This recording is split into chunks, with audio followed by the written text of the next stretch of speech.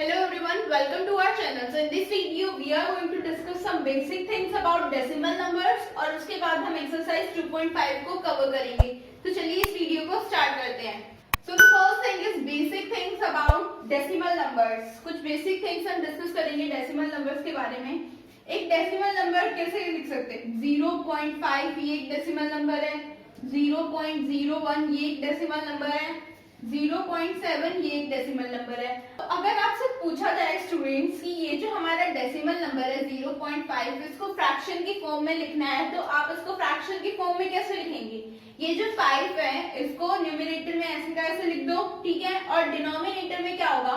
ये जो हमारा डेसिमल है इसके बाद जितनी भी डिजिट्स होंगी उतनी डिनोमिनेटर में हमारी 0 आएंगी और 1 भी आएगा ही आएगा. 1 तो हमारा रहेगा ही रहेगा. आपने होल नंबर से भी देखा था ना कि डिनोमिनेटर में 1 हमारा होता है, तो यहाँ पे भी 1 हमारा पहले से ही प्रेजेंट होगा. बस जो जीरोस होंगी वो डिपेंड करेंगी डेसिमल के बाद जितनी भी डिजिट्स हैं. अब यहाँ पे देखिए, यहाँ पे हमें क्या करना है? 0 और 1 न्यूमरेटर में आप लिख सकते हैं, लेकिन हमें पता है कि लेफ्ट साइड में जीरोस की कोई इंपॉर्टेंस नहीं होती है. हमने प्लेस वैल्यू के चार्ट से देखा था, हमने इसे प्रूव भी किया था कि लेफ्ट साइड में जीरोस क्यों नहीं होती है. अगर आपने हमारी वो प्लेस वैल्यू चार्ट वाली वीडियो नहीं देखी है तो मैं डिस्क्रिप्शन बॉक्स में उसका लिंक प्रोवाइड कर दूंगी, आप देख लीजिएगा. उसमें हमने डिस्कस किया था कि लेफ्ट साइड में जीरोस की इंपॉर्टेंस क्यों नहीं होती है, ठीक है. तो यहाँ पे 0 लिखना ना लिखना कोई मैटर नहीं करता अगर लेफ्ट साइड में 0 प्रेजेंट है. अगर राइट साइड में 0 होती तो हम यहाँ पे 10 लिखते स्टूडेंट्स, लेकिन राइट साइड में हमारी 0 नहीं है. तो अब हम क्या लिखेंगे? सिंपल 1 लिखेंगे. अब 1 लिखने के बाद डिनोमिनेटर में हमारा 1 रहेगा ही रहेगा. उसके बाद डेसिमल के बाद हमें देखना है कितने डिजिट्स प्रेजेंट है. डेसिमल के बाद हमारे पास कितने डिजिट्स प्रेजेंट है? 2 डिजिट्स प्रेजेंट है. तो यहाँ पे डिनोमिनेटर में 2 जीरोस लगा दीजिए. तो इसकी जो फ्रैक्शनल फॉर्म होगी वो होगी ये वाली. अब इसकी जो फ्रैक्शनल फॉर्म होगी वो क्या होगी स्टूडेंट्स? 7 न्यूमरेटर में, 1 हमारा डिनोमिनेटर में रहेगा ही, और जो हमारी डिजिट्स होंगी उसके हिसाब से 0, यानी कि एक 0 हमारी यहाँ पे आ जाएगी. अब मान लीजिए आपके पास फ्रैक्शनल फॉर्म गिवंस है और आपसे पूछा गया है कि इसे डेसिमल में रिप्रेजेंट करो, तो वो कैसे होगा एक बार वो भी देख लेते हैं हम. मान लीजिए आपके पास गिवन है 1/10, 1/100, 3/30 ले लेती हूँ मैं, 30/1000 और एक 3/100 भी ले लेती हूँ, ठीक है. तो अब इन सारे फ्रैक्शंस को हम क्या करेंगे? डेसिमल में रिप्रेजेंट करेंगे. जो फ्रैक्शंस ऐसे होते हैं स्टूडेंट्स, मैं उनकी बात नहीं कर रही हूँ अभी, मैं उन फ्रैक्शंस की बात कर रही हूँ जिनमें जो हमारा डिनोमिनेटर होता है वो 10 का मल्टीपल होता है, यानी कि जो डिनोमिनेटर में नंबर्स होते हैं वो 10 से डिविजिबल होते हैं, ठीक है. तो अब यहाँ पे जो डिनोमिनेटर में है वो सारे 10 के मल्टीपल्स हैं. तो ऐसे फ्रैक्शंस को हम कैसे रिप्रेजेंट करेंगे डेसिमल में वो देखते हैं. तो यहाँ पे क्या होगा स्टूडेंट्स? 0 हमेशा रहेगी हमारी, ठीक है. 0 और एक डेसिमल, जब भी हम ऐसे फ्रैक्शंस को रिप्रेजेंट करने जाएंगे 0 और डेसिमल हमेशा लगाना है. उसके बाद हमें ये देखना है कि डिनोमिनेटर में कितने जीरोस हैं. डिनोमिनेटर में हमारा एक ही 0 है, मतलब डेसिमल के बाद कोई 0 नहीं आएगी, सीधा 1 लिखेंगे हम. जो भी न्यूमरेटर में होगा ऊपर वो हम यहाँ पे लिख देंगे डेसिमल के बाद. अगर हमारे पास यहाँ पे 2 जीरोस होती तो हम क्या करते? तो क्या होगा स्टूडेंट्स? ये जो 0 और 1 तो 0 और डेसिमल तो हमारे पास रहेगा ही रहेगा. 0 और डेसिमल पहले ही लगा लीजिए आप. उसके बाद क्या है? यहाँ पे 2 जीरोस हैं, लेकिन हमारे पास डिजिट कितनी है न्यूमरेटर में? डिजिट सिर्फ एक ही है, तो यहाँ पे एक ही डिजिट है, लेकिन यहाँ पे नीचे 2 जीरोस हैं. तो अब हम क्या करेंगे? एक 0 लिख देंगे और यहाँ पे एक ये न्यूमरेटर वाला 1. अगर ये ऐसे ना होके 2 डिजिट नंबर होता, 23/100, अगर ये ऐसा नंबर होता तो हम क्या करते? 0 और डेसिमल तो हमारा रहेगा ही. अब यहाँ पे भी नीचे 2 डिजिट्स प्रेजेंट है और ऊपर भी 2 डिजिट्स प्रेजेंट है, तो क्या होगा? सीधा 23 लिख दो, ठीक है. अब मान लो हमारे पास 3 डिजिट्स हैं, 5, 3, 7 और 100. तो अब इसमें क्या होगा? अब यहाँ पे 0 नहीं आएगी स्टूडेंट्स. अब यहाँ पे 0 नहीं आएगी. जब ऊपर और नीचे दोनों में सेम डिजिट्स प्रेजेंट हो जाए तो अब 0 नहीं आएगी. अब क्या होगा? 5 आएगा, 5.37 7। जितनी भी नीचे डिजिट्स हैं, सॉरी जितनी भी नीचे जीरोस हैं उनको काउंट करो। कहां से? राइट टू लेफ्ट काउंट करो। 1 2 2 जीरोस हमारी हो गई और यहाँ पे पॉइंट आ जाएगा। ठीक है, तो जब भी हम डेसिमल्स को ऐसे लिखेंगे तो ये ऐसे रिप्रेजेंट होगा। अब मान लीजिए आपको 1/10 था यहाँ पे, अब मैं 23/10 भी लिख के दिखा देती हूँ, उसका क्या होगा। तो 23/10 दोनों डिजिट्स इक्वल है, न्यूमरेटर में भी और डिनोमिनेटर में भी। तो अब क्या होगा, यहाँ पे कितनी जीरो है? 1 जीरो है। राइट टू लेफ्ट काउंट करो, 1 कहाँ है? तो 2.3 हमारा आंसर आ जाएगा डेसिमल में। और कोई मान लो 573 डिवाइड बाय 10, तो इसको कैसे रिप्रेजेंट करेंगे? 57.3। हम जीरो और डेसिमल कब लेते हैं स्टूडेंट्स? हम जीरो और डेसिमल तब लेते हैं जब हमारा न्यूमरेटर डिनोमिनेटर से छोटा हो, मतलब न्यूमरेटर में डिनोमिनेटर से कम डिजिट्स हो। ठीक है, तब हम जीरो और डेसिमल लेते हैं, वरना हम क्या करते हैं, सीधा काउंट करते हैं और फिर डेसिमल लगाते हैं। अब ये वाला भी देख लेते हैं, 30/1000 को कैसे रिप्रेजेंट करेंगे। 30/1000 को रिप्रेजेंट करते वक्त क्या होगा, सबसे पहले जीरो से जीरो कैंसिल आउट हो जाएगा। उसके बाद हमें 3/100 को रिप्रेजेंट करना है। 3/100 को कैसे रिप्रेजेंट करेंगे? अब देखिए न्यूमरेटर में डिनोमिनेटर से कम डिजिट्स हैं, तो क्या होगा, 0 पॉइंट, डेसिमल आ जाएगा, 0 डेसिमल। तो अब क्या होगा, देखिए नीचे कितनी जीरोस हैं? 2 जीरोस हैं, लेकिन न्यूमरेटर में कितना है? अब हमारे पास सिर्फ 3 प्रेजेंट है, एक ही डिजिट हमारे पास प्रेजेंट है। तो हम क्या करेंगे, एक जीरो और लेंगे और फिर 3 को लिखेंगे।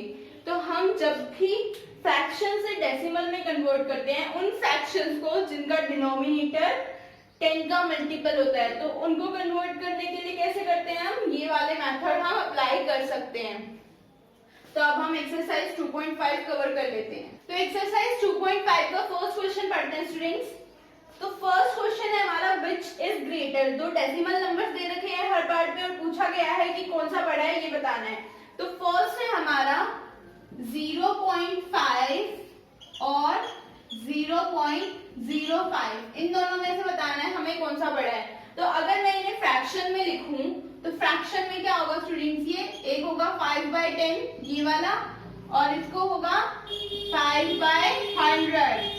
अब देखिए स्टूडेंट्स, ये जो हमारे पास फ्रैक्शन है इसमें डिनोमिनेटर में 10 है, और ये जो हमारे पास फ्रैक्शन है इसमें डिनोमिनेटर में 100 है। और जब भी हम कंपेयर करते हैं तो हम क्या करते हैं, हमें बेसिकली नीड होती है कि हमारे दोनों जो फ्रैक्शंस हैं उनका डिनोमिनेटर सेम हो। तो इसके डिनोमिनेटर को सेम करने के लिए हम क्या कर सकते हैं, 10 से मल्टीप्लाई कर सकते हैं न्यूमिनेटर में और डिनोमिनेटर में। ठीक है, हमें डिनोमिनेटर सेम बनाना है, तो हमने क्या किया, 10 से मल्टीप्लाई कर दिया न्यूमिनेटर और डिनोमिनेटर में। तो ये क्या बनेगा, 50/100, और ये क्या हमारा 55/100। तो अब डिनोमिनेटर सेम हो चुका है, तो हमें क्या करना है, न्यूमिनेटर को कंपेयर करना है। 5 बड़ा होता है, 50 बड़ा होता है, 50 बड़ा होता है हमारा, मतलब ये वाला जो नंबर है 0.5 हमारा बड़ा है 0.05 से। तो आपको सारे कंपैरिजन ऐसे ही करने हैं। एक क्वेश्चन और करके दिखा देती हूँ मैं। फोर्थ क्वेश्चन रीड कीजिए स्टूडेंट्स। फोर्थ क्वेश्चन क्या है हमारा, फोर्थ क्वेश्चन है हमारा 1.37 दे रखा है और एक दे रखा है 1.49। अब इनमें से पूछा है कि बताओ कौन सा बड़ा है, तो हम क्या करेंगे, पहले इसे फ्रैक्शंस में लिखेंगे। तो फ्रैक्शन में क्या होगा, 137। जब भी हम फ्रैक्शन में लिखते हैं तो डेसिमल हमारा हट जाता है स्टूडेंट्स। ठीक है, अब यहाँ पे कितनी डिजिट्स है, 2 डिजिट्स है, मतलब कितने हमारे पास नीचे जीरोस होंगी, 2 जीरोस होंगी। अब यहाँ पे 149 और जीरोस नीचे होंगी हमारे डिनोमिनेटर में 2। अब हमें कंपेयर करना है 137 बड़ा होता है या 149 बड़ा होता है। तो ये वाला जो होता है स्टूडेंट्स 149 हमारा ये बड़ा होता है, मतलब इन दोनों में से कौन सा बड़ा है, ये वाला हमारा बड़ा नंबर है। तो ऐसे ही हम कंपेयर करेंगे, डिनोमिनेटर को सेम करेंगे और फिर हम कंपेयर करेंगे। तो बाकी के क्वेश्चन स्टूडेंट्स आप खुद करेंगे। अब हम सेकंड क्वेश्चन को देख लेते हैं, वो क्या कह रहा है। सेकंड क्वेश्चन हमारा कह रहा है एक्सप्रेस एज रुपी यूजिंग डेसिमल्स। हमारे पास कुछ क्वेश्चन दे रखे हैं पैसे में और हमें क्या करना है, रुपीज में कन्वर्ट करना है उन्हें। तो एक चीज स्टूडेंट्स जो इस क्वेश्चन को करने से पहले हमें जाननी है वो ये है कि 1 रुपए में 100 पैसे होते हैं। 1 रुपीज इक्वल्स टू 100 पैसे। तो एक पैसे में कितने रुपीस होंगे स्टूडेंट्स, 1 पैसा is equals to 1 divided by 100 rupees. ठीक है, अगर 1 रुपए में 100 पैसे होते हैं तो 1 पैसे में कितने रुपीज होंगे? 1 डिवाइडेड बाय 100 रुपीज होंगे। ठीक है, सो फर्स्ट क्वेश्चन देखिए स्टूडेंट्स, फर्स्ट क्वेश्चन क्या है हमारा? 7 पैसे को रुपये में कन्वर्ट करना है, तो 7 पैसे को रुपये में कन्वर्ट कीजिए। 1 पैसे में कितने रुपीज होते हैं? 1 डिवाइडेड बाय 100 रुपीज होते हैं, तो 7 पैसे में कितने होंगे? 7 डिवाइडेड बाय 100 रुपीज। ठीक है, और इसको डेसिमल में लिखना हो तो क्या आंसर आएगा मेरा? 0.07 रुपीज। ठीक है, उसके बाद सेकंड क्वेश्चन देखिए, सेकंड क्वेश्चन क्या है स्टूडेंट्स हमारा? सेकंड क्वेश्चन है 7 रुपीज 7 पैसे। अब इसको कन्वर्ट करना है, 7 रुपीज 7 पैसे। तो इसको करते वक्त क्या होगा स्टूडेंट्स? 7 रुपीज और 7 पैसे हैं, तो 7 रुपीज तो पहले ही रुपीज में कन्वर्ट है, अब ये जो पैसे में है इसको रुपीज में कन्वर्ट करना है, और ये इसको हमें प्लस करना है स्टूडेंट्स। ठीक है, अब 7 पैसे में हमने निकाल लिया था कितने रुपीज होते हैं? 0.07 प्लस कर दीजिए आप यहाँ पे। अगर यहाँ पे 5 पैसा होता, 6 पैसा होता तो फिर आप क्या करते? 5 डिवाइडेड बाय 100 करते, डेसिमल में लिखते और प्लस करते। तो यहाँ पे क्या आएगा स्टूडेंट? 7.07 रुपीज ऐड करने के बाद, ऐड कैसे हुआ है ये? 0.07 पॉइंट के बाद आप कितनी भी जीरोस लगा सकते हैं, मैटर नहीं करता, इसलिए मैंने यहाँ पे 7.00 लिख दिया। 7.00 इज इक्वल्स टू 7 रुपीज ही होता है। ठीक है, अब इसको ऐड कीजिए स्टूडेंट्स, 0 और 7 700, डेसिमल ऐसे का ऐसे ही रहेगा, फिर यहाँ पे 7, तो हमने यहाँ पे वही लिखा है 7.00 रुपीज।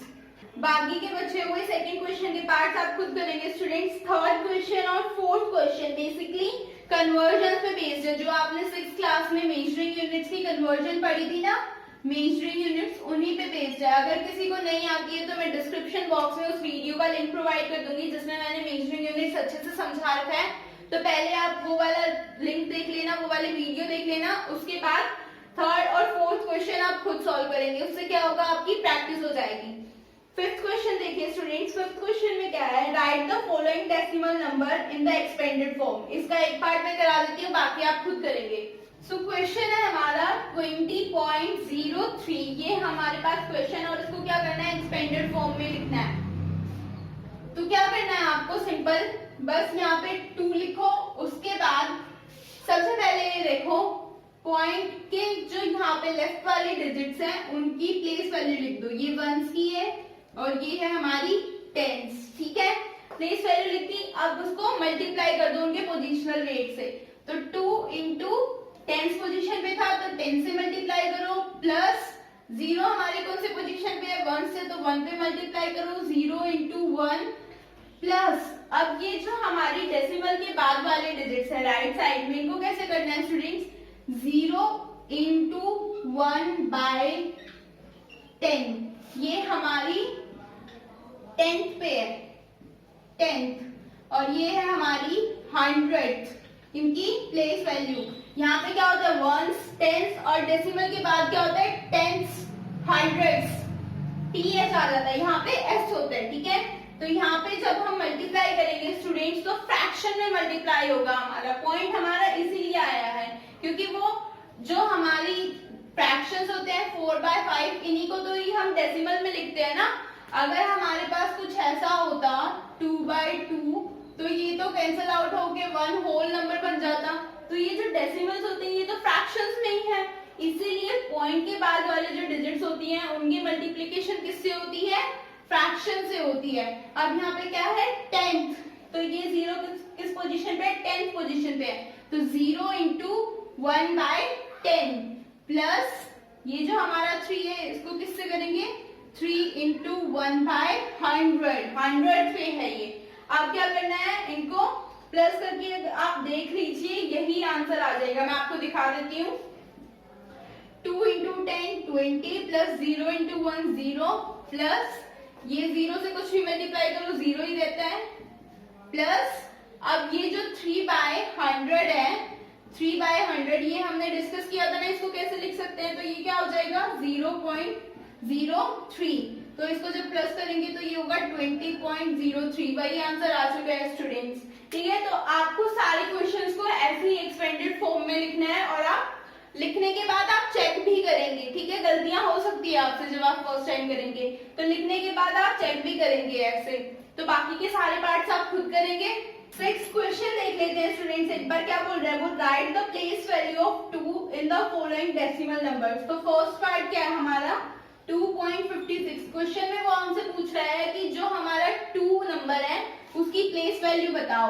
इस नंबर में क्या है हमारी 2 की प्लेस वैल्यू, इस नंबर में क्या है 1।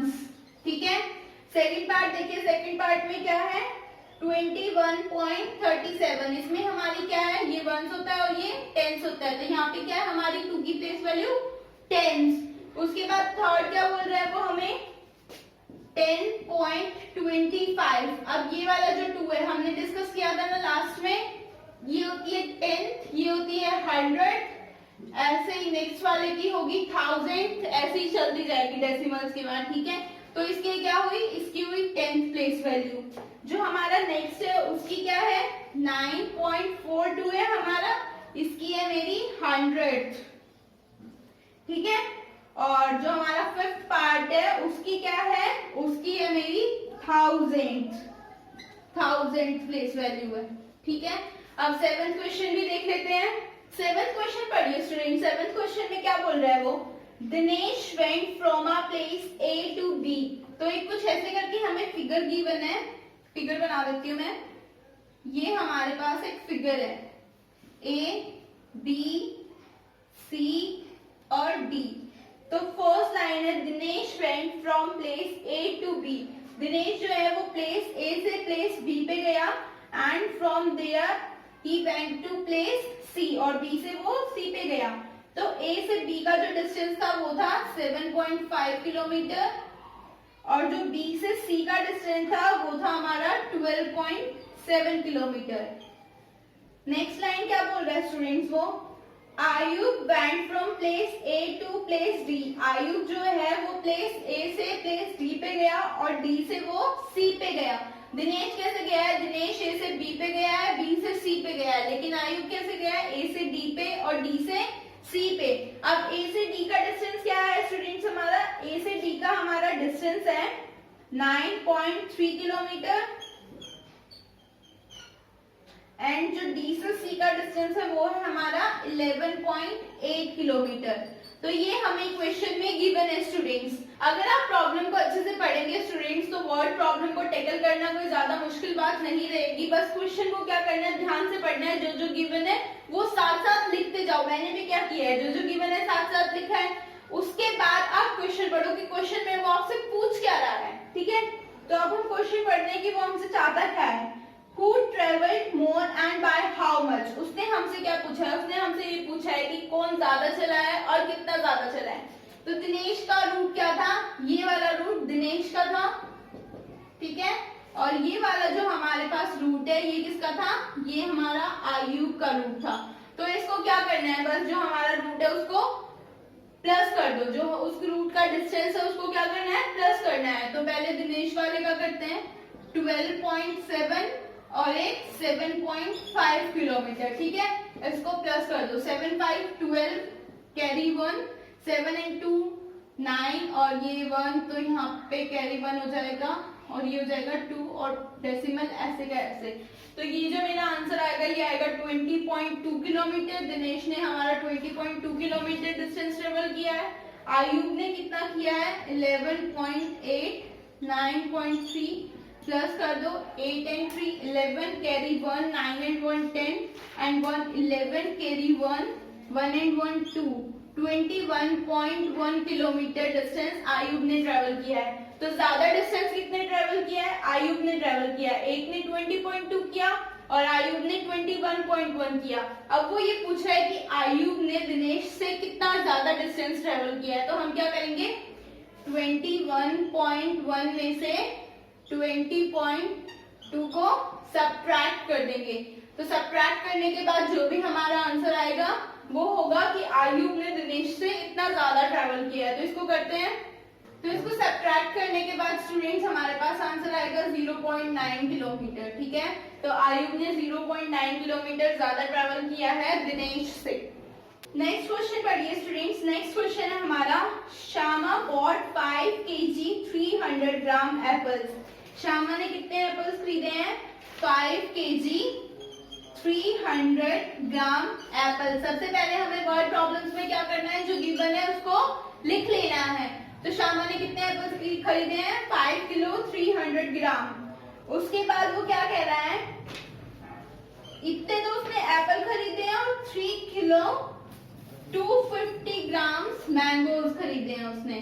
श्यामा ने 5 किलो 300 ग्राम एप्पल खरीदे हैं और 3 किलो 250 ग्राम मैंगो खरीदे हैं। उसके बाद वो क्या कह रहा है, सरला ब्रॉड, सरला ने क्या किया है, Sarla brought 4 kg 800 gram oranges and 4 kg 150 gram bananas। So ये जो परचेजिंग है स्टूडेंट्स, ये है हमारी श्यामा की, ये श्यामा ने खरीदा है, और ये जो परचेजिंग है ये किसने की है, ये सरला ने की है।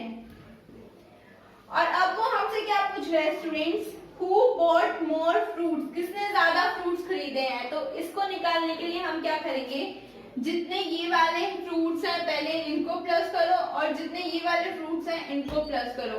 तो जैसे ही आप प्लस करेंगे आपके पास आ जाएगा किसने ज्यादा फ्रूट्स खरीदे हैं। तो हम क्या करेंगे, 5 kg लिख लेते हैं 5 और यहाँ पे 300 लिख लेते हैं, फिर है 3 kg 250 ग्राम। अब इसको प्लस करो तो 0 0 0 5 5 और ये आएगा 8। तो श्यामा ने कितने खरीदे हैं, 5 kg 550 ग्राम फ्रूट्स खरीदे हैं। ठीक है, सरला ने कितने खरीदे हैं, प्लस करो इसको, 0 5 9 और 4 और 4 8 kg 950 ग्राम फ्रूट्स खरीदे हैं। तो किसने ज्यादा खरीदे हैं, सरला ने ज्यादा खरीदे हैं। कितने ज्यादा खरीदे हैं, 950 में से, क्योंकि हमारी केजी की जो वैल्यू है वो सेम है लेकिन जो ग्राम की वैल्यू है वो अलग है, तो हमें ग्राम की वैल्यू माइनस करनी है। 950 में से 550 माइनस करो तो ये आएगा हमारे पास 400 ग्राम ज्यादा खरीदे हैं सरला ने श्यामा से फ्रूट्स। नेक्स्ट क्वेश्चन है स्टूडेंट्स हमारा, how much less is 28 kilometre than 42.6 kilometre. एक है हमारे पास 42.6 किलोमीटर और एक है हमारे पास 28.0 किलोमीटर लिखेंगे हम। ठीक है, 28.0 या 28 सेम ही बात है। ठीक है, तो उसने पूछा है हमसे 28 किलोमीटर 42.6 किलोमीटर से कितना ज्यादा छोटा होता है। तो माइनस करो, माइनस करने के बाद क्या आंसर आएगा, पॉइंट, और ये आ जाएगा मेरे पास 3 और ये 12 और यहाँ पे 4, ये हो जाएगा 1। तो 14.6 किलोमीटर छोटा होता है हमारा 42.6 किलोमीटर से। तो यही है आपकी एक्सरसाइज 2.5। यहाँ पे आपकी एक्सरसाइज 2.5 का एंड होता है। आई होप स्टूडेंट्स आपको ये कॉन्सेप्ट समझ आए होंगे। जो हमने क्वेश्चन छोड़े हैं, जो मैंने आपको होमवर्क के लिए दिए हैं, अभी जाके आपको क्वेश्चन सॉल्व कर लीजिएगा, आपके कॉन्सेप्ट अच्छे से क्लियर हो जाएंगे। अगर आपको ये वीडियो पसंद आई हो तो वीडियो को लाइक करें और हमारे चैनल को सब्सक्राइब करें ताकि जब भी हम कोई नई वीडियो डालें तो उसका लेटेस्ट अपडेट आपको मिल जाए। Thank you so much.